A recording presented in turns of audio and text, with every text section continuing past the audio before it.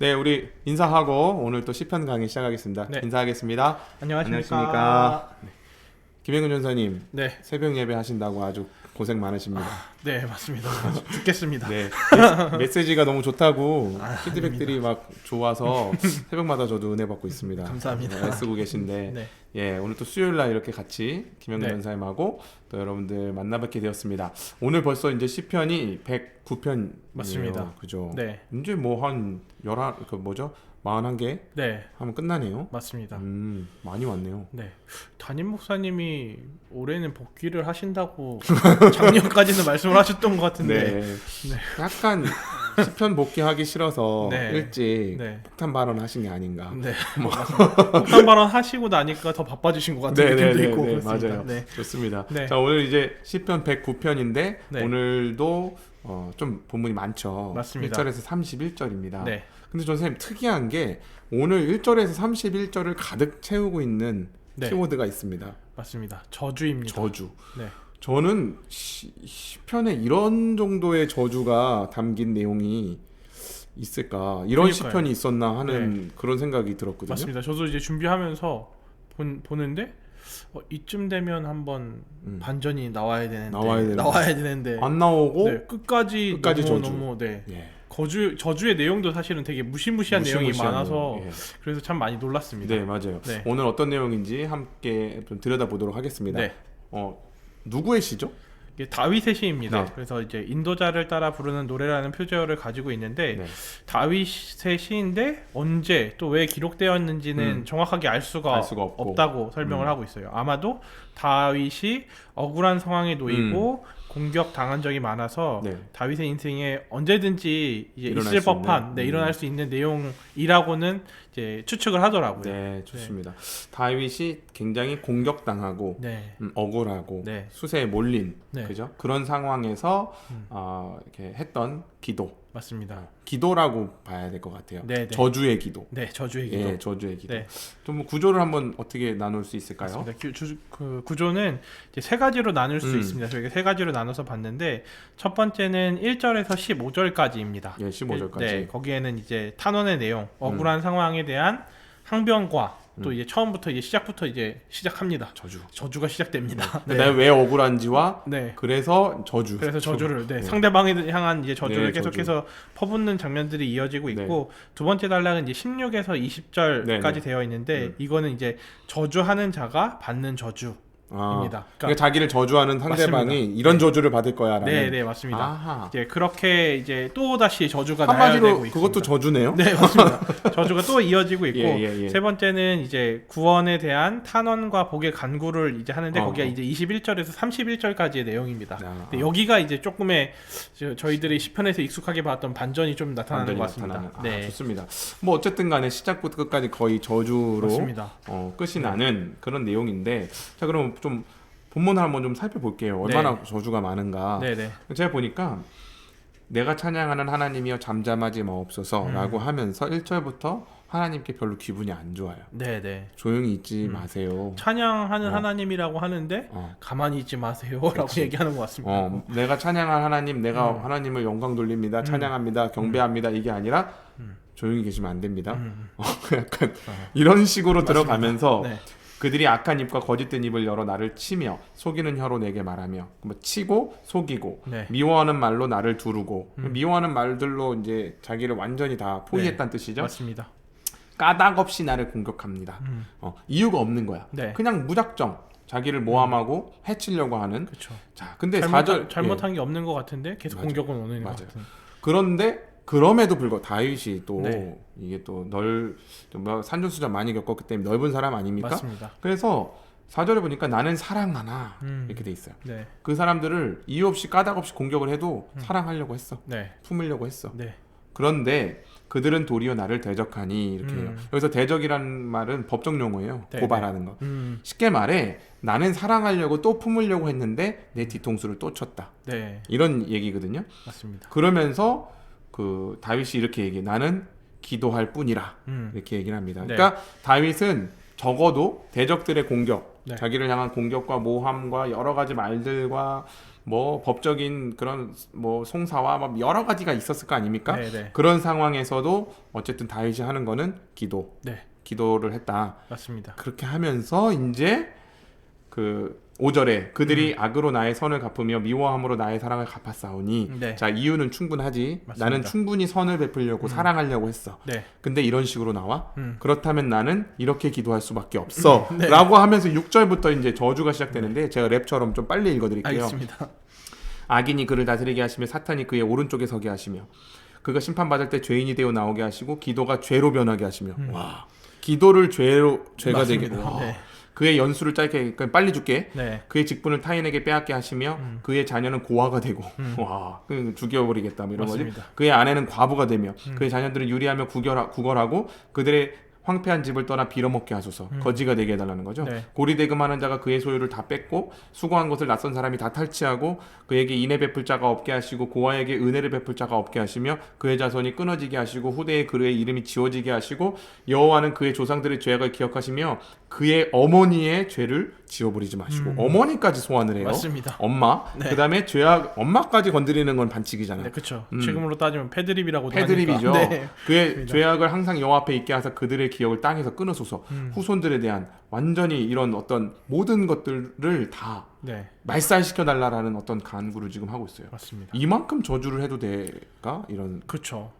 이쯤 읽었을 때 되게 놀랐어요. 아, 이렇게 시종일관 저주가 이렇게 끊이지 않고 연달아서 다다다다다 나오는 장면이 되게 좀 생소하게 느껴지더라고요. 완벽에 그래서. 가까운 저주죠. 맞습니다. 총체적인 저주. 총체적 저주. 네. 패드립까지 섞어서. 맞습니다. 옛날부터 있었어 패드립이. 네, 맞습니다. 엄마가 건드렸어요 지금. 자녀 네, 건드렸고. 네, 그렇죠. 듣는 그러니까 다윗을 공격했던 대적자들이 들으면 네. 상당히 스크래치 날만한. 맞습니다.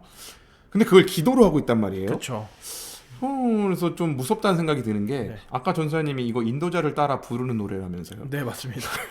이거를 또 찬양대가 함께 불렀다는 표절을 보니까 뭐 더 놀랍습니다. 지휘자가 있고 네, 이걸 악기에 맞춰서 노래를 불렀을 거 아니에요. 그쵸, 맞습니다. 와 패드립을. 네, 네. 굉장히 개방적인 자유분방하네요. 다윗의 성전은 굉장히 자유분방해요. 그렇죠. 요즘 언어로 따지면 좀 힙합니다. 야야 힙해요. 네네. 굉장히.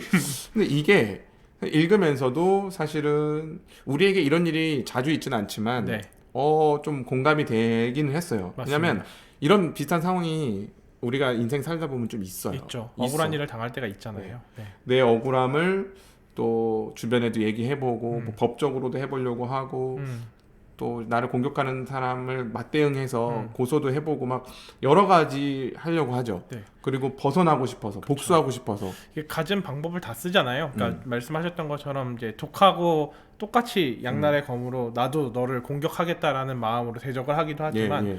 또 다른 한편으로는 아 내가 뭔가 잘못한 게 있나 하고 자신을 돌아보고 맞아요. 그리고 상대방한테 더 선을 베풀려고 하는데도 그런데도 일이 꼬이게 되면 네. 또 억울한 상황이 또 겹쳐 오게 되니까 그런 상황들이 되면 사실은 이런 심정이 되는 것 같습니다. 맞아요. 네. 나는 할 만큼 했다. 네. 나는 크리스찬으로서 교회 다니는 사람으로서 난 이 정도까지는 하는데 이 넘어가면 이거는 완전히 내가 무너지는 네. 거기 때문에 나는 복수해야 돼. 맞습니다. 그리고 이런 마음들을 가지는데 네. 보통 그런 심판을 하고 싶고 분노하고 막 대적들을 막 다 이렇게 다 진짜 목조로만 죽이고 싶은 네. 그런 상황에 있는 사람들이 뭐 교회 상담을 요청한다든지 또 그런 성도들이 그런 인생의 여정을 걸을 때 네. 찾아오는 경우들이 있죠. 맞습니다. 근데 저는 이때 교회가 해줄 수 있는 이야기가 뭘까라고 생각을 해봤어요. 대부분은 네.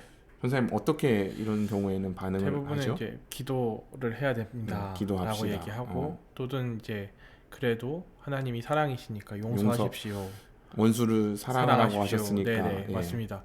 이제 그리고 그게 직접적인 권면이 아니더라도 조금 이렇게 종교적인 그 열심을 가지고 계신 분들은 대부분 많이 설교를 듣다가도 이거는 본인이 듣지 않아도 되는 이야기인 것 같은데 그 말씀을 꼭 붙들더라고요. 맞아요. 원수를 스스로.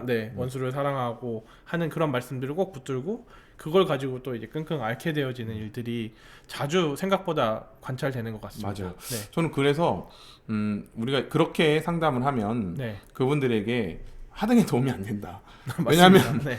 더 네. 그러면 이제 교회도 못 와요. 그쵸, 맞습니다. 자기는 네. 쓰레기거든. 그쵸. 음. 기도하고 그 말씀대로 그렇게 살려고 하는데 여전히 제 안에서는 안 분노가 되고, 일어나고 그 상대방을 향한 저주는 계속 끊임없이 터져 나오고, 그럼 상대방을 향한 저주 때문에도 힘든데 내가 또 하나님의 말씀대로 그리고 목사님의 권면대로 살지 못했다는 것 때문에 정죄. 이중으로 또 힘들게 되어지는 맞아요. 그런 일들이 반복되는 것 같습니다. 그래서 우리 행신교회는 네. 이제부터 그런 분들이 찾아오면 네. 시편 109편을 같이 읽으면서 네.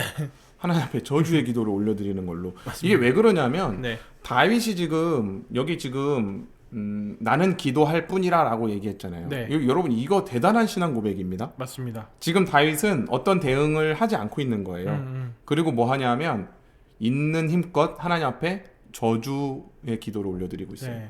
그게 지금 자기를 저주하는 대적하고의 절대적인 차이죠. 그렇죠. 기도를 하면서 저주하는 거예요. 근데 여러분 우리가 하나님 앞에서 저주를 하는 기도, 뭐 하나님 앞에 따지듯이 하는 기도, 원망하는 기도가 불경하다고 생각을 하죠. 보통은. 근데 맞습니다. 그렇지 않습니다. 네. 시편을 보면요. 시편이 어떻게 보면 기도의 표본이고 네. 우리가 시편을 가지고 기도를 많이 그쵸. 하지 않습니까? 맞습니다. 그래서 이 시편을 읽으면서 저도 기도에 대한 생각이 많이 바뀌었어요.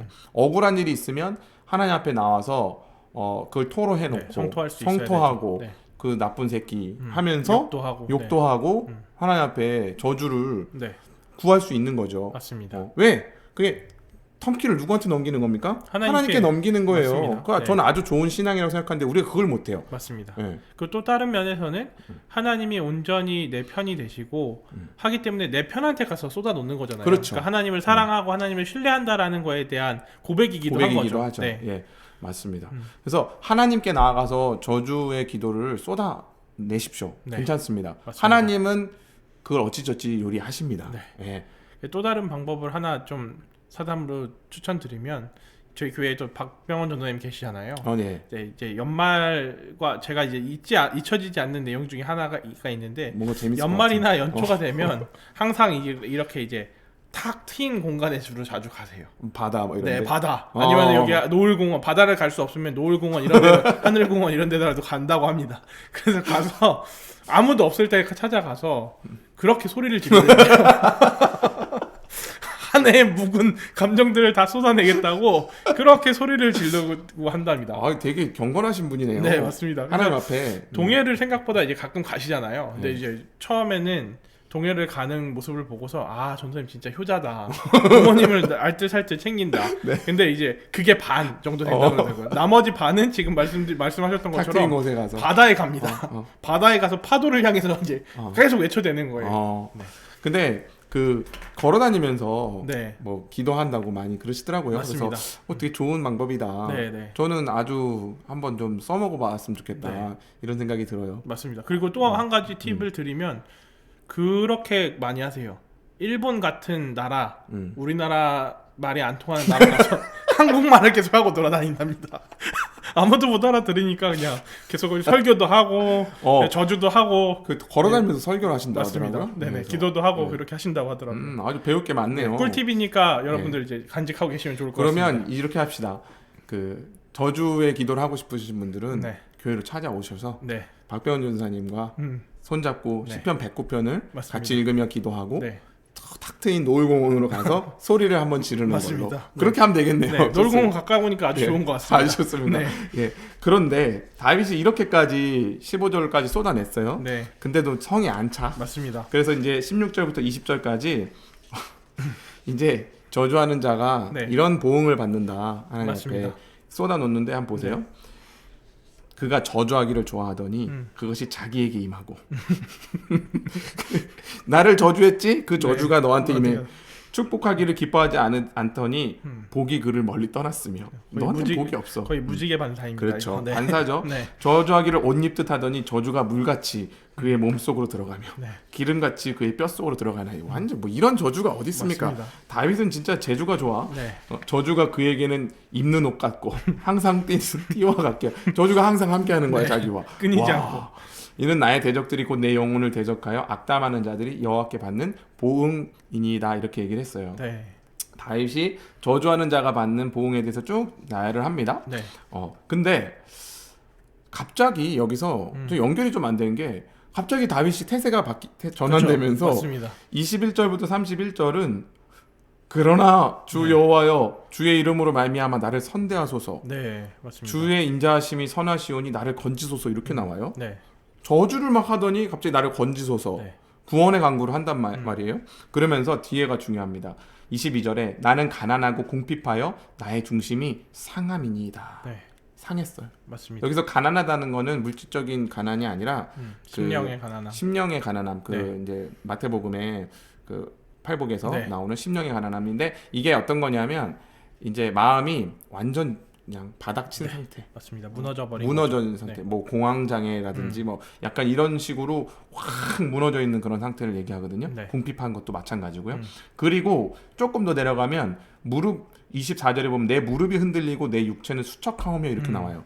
여기 수척하다는 뜻이 뭐냐면 그 수척이 뭐냐면 여위다, 마르다 이런 뜻이에요. 네네. 수와 척 자체가 네네. 둘 다. 네. 그러니까 뼛속 진해까지 다 마르고 마음이 살아갈 힘과 소망을 다 잃어버린 상태라는 거예요. 맞습니다. 갑자기 왜 이렇게 될까? 우리는 예측할 수 있죠. 네. 대적이 다윗을 많이 공격하고 힘들게 했구나. 그래서 이렇게 됐구나. 네. 근데 여러분 아시겠지만 다윗은 기도하는 사람이잖아요. 맞습니다. 그리고 하나님과 마음이 합한 자고 네. 하나님만 붙들고 있으면 어떤 대적의 공격에도 붙들고 일어났단 말이에요. 네, 맞습니다. 지금 이 상태는 제가 이제 거기서 힌트를 얻었어요. 다윗은 지금 1차적으로는 원수의 저주와 공격에서 나를 구원해 달라는 간구이지만 다윗도 아는 거예요. 네. 내가 하나님 앞에 그렇게 기도한다고 해서 상대가 당장 하나님 앞에 보응을 받는 게 아니라는 걸 알아요. 우리가 인생을 살다 보면요. 네. 이런 저주를 하나님 앞에 올릴 수도 있죠. 근데 하나님이 그렇게 응답을 해주십니까? 안 그래요. 네, 안 해주시죠. 내가 그렇게 막 저주를 퍼붓는 대상자들이 잘 되는 경우가 더 많아요. 맞습니다. 악인이 형통하죠. 우리가 시편 73편에서 네. 악인의 형통을 봤지만 네. 그런 경우들이 많기 때문에 다윗도 지금 통밥 분명히 압니다. 이거 지금 1차적으로 거기서 구원이지만 그거 당장 이루어지는 거 아니고 진짜 다윗이 지금 힘든 이유는 뭐냐면 방금 16절에서 20절에서 네. 저주하는 자가 받는 저주 맞습니다. 거기에 지금 자기가 걸려드는 그렇죠. 걸 아는 거예요. 자기도 저주하는 자가 되어버렸다는 예. 걸 깨닫게 된 거죠. 여기 이쯤 오니까 시편 109편이 이해가 되더라고요. 맞습니다. 저주를 와다다다다다 쏟아내는 이 다윗이 수척해졌구나. 네. 지금 누군가를 또 저주하다가 하나님 앞에 저주 기도를 올려드리다가 결국에는 자기도 지금 완전히 하나님 앞에 영적으로 네. 메말라져 있는 상태인 걸 네. 깨달은 거예요. 맞습니다. 피폐해지고 메말라져 있다는 자신을 발견하게 된 것 같습니다. 기도하다 보니까. 예. 우리가 아시겠지만 남을 향한 비방 또 남을 향한 저주는 가장 먼저 자기 영혼에 상처를 내고 나갑니다. 맞습니다. 예. 그렇게 돼요. 네. 그래서 우리가 저주의 기도를 하나님 앞에 나아가서 퍼부을 수 있지만 우리가 기도하는 대상이 살아계시고 역사하시는 하나님이시라면 그 하나님은 기도하는 우리의 마음에 이런 반응을 일으키시는 거예요. 방금 이런 다윗에게 있는 맞습니다. 네 영혼이 지금 메말라 있다라는 걸 깨닫게 하세요. 네. 그렇기 때문에 반드시 우리는 하나님 앞에 저주의 기도 뒤에는 하나님 앞에 구원을 간구하는 무릎으로 네. 하나님 내 영혼 다시 회복시켜 달라는 간구로 나아갈 수밖에 없게 됩니다. 맞습니다. 그리고 이게 어떻게 보면 신자의 아주 올바른 태도를 잘 나타내주고 있다는 생각이 그렇죠. 들어요. 왜냐하면 이제 사실 기도라고 생각하면 사람들이 쉽게 오해를 할 때 좀 어느 정도 약간 그런 느낌이 있지 않습니까? 때를 쓰고 내 뜻을 관철시킨다라는 네. 느낌이 좀 있는데 다윗의 이런 기도들을 보게 되면 그런 모습이 거의 나타나지 않아요. 맞아요. 그러니까 기도하고 자기가 억울하고 자기를 도와달라고 하나님 앞에 탄원을 하는 기도지만 그 탄원 중에서도 결국은 또 자기 자신을 발견하게 되고 맞아요. 하나님께서 기뻐하시는 것이 무엇인지를 발견하게 되어지는 그런 과정들을 꼭 찾아가는 것 같습니다. 맞아요. 네네.